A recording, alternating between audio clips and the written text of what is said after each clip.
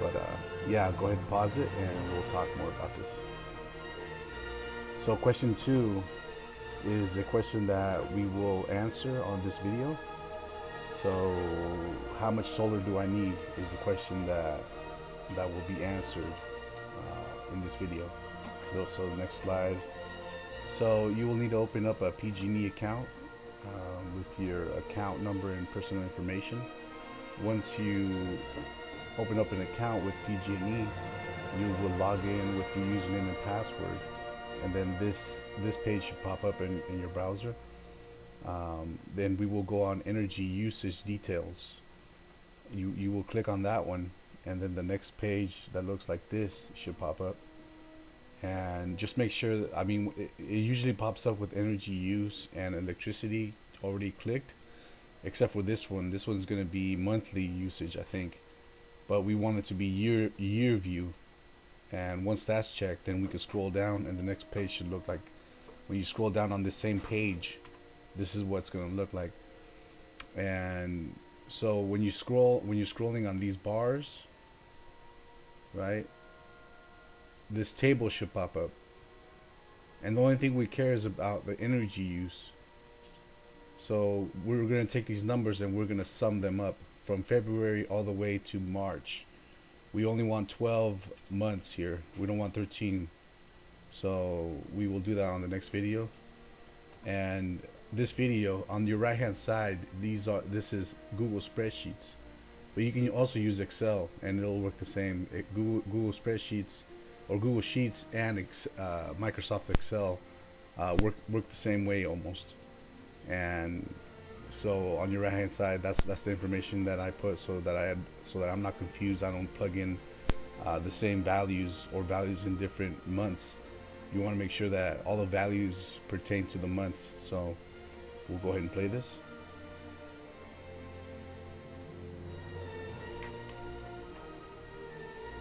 Calculating your overall electric usage. We're here on the left hand side is the PG&E energy use for February 2019 to February 2020. We will take it from March all the way to February. So March of 2019 all the way to February of 2020. So as you can see on my right hand side, I have already put all the values in there. March is 823. March 823 kilowatt hours. April 430. May 354. June 508. July 613. August 680. September 559. October 235. November 628. December 858. January 1174. And February 709. So once you're done plugging all those numbers in, you'll click on that cell right there, and you will type in equals SUM open parentheses, and then click right here and hold and drag up. Once you're done, let go and then hit enter. That's the number that we will use right there. That's your total usage for the whole previous year. So you might want to pause it and make this table right here. You don't have to put this units here, but you do have to put March, all these months, so you're not confused, so you don't repeat any numbers here. Okay. So in order to get Google Sheets, I'll show you real quick how to do that.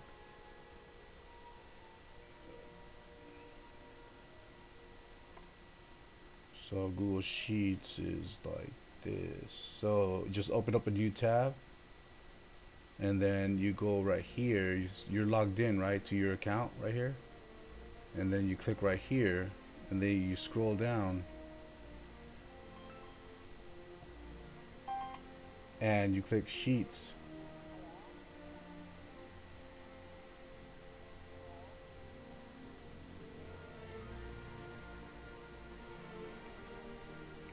and you click on blank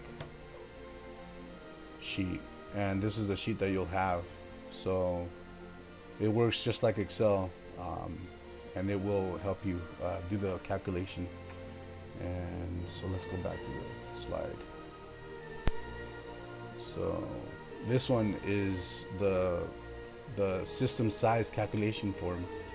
This will help you to know how much solar you will need to purchase to meet your needs, or to meet your what you use throughout the year, so that you don't pay anything to PG&E, so that you'll have energy independence. If you look on the right hand side, you have a picture of the US. The dark is high solar irradiance, and the light is low solar irradiance. So you got 3.5 to 4 for Washington on the edge right here, and up to more than 6.5 hours of irradiance in this dark region, like in Texas, New Mexico, Arizona, parts of Nevada, and Southern California. So with that, the number that we calculated was 7571. We're going to plug it in right here, and the system size calculation form should auto-populate all these values. So the yellow ones are the ones that are adjustable. So depending on where you live, I live in Yuba City, so it's like around right here. This is in this box right here, from 5 to 5.5. So 5 to 5.5, 5 would be like right here on the top of California, and 5 would be down here towards the middle of California. But I live like in between that region, so that's why I decided to put 5.25. So depending on where you live, that's how much that's the value that you will put here, right? And the power loss factor, you don't that can be adjustable, but let's not mess with that one. We won't change that one. Let's leave that one how it is. And when you go to purchase your modules, depending on what modules you want, if you want some expensive ones, the expensive ones are usually in over 300. So like 320 Q cells are still pretty good, but once you go above that, or you get a name brand, like what's an expensive one? SunPower. SunPower is expensive. So 350s and 370s are really expensive. If you want to save on modules, and they're still good, the Q cells and Panasonics are still good. And so I chose 300 because that's usually the range of where the most value in modules is. So, but depending on what the ones you get, that's the number that you'll put right here. And then once you do that, this final number right here will tell you how many modules you need. So I need 16.8, but I can't slice a panel into an eighth of a panel, right? So or not an eighth, but what would it be? 4/5, right? I can't make a panel 4/5. So I gotta go up to 17 modules. So 17 modules should deliver all the power that I need, so that I don't have to pay PG&E or anything. So yeah, so email us. The next slide. So we will be happy to email you the system size calculation form free of charge by emailing us your request at projects@DIYsolarplanning.com. So we hope to hear from you, and have a nice day. Bye.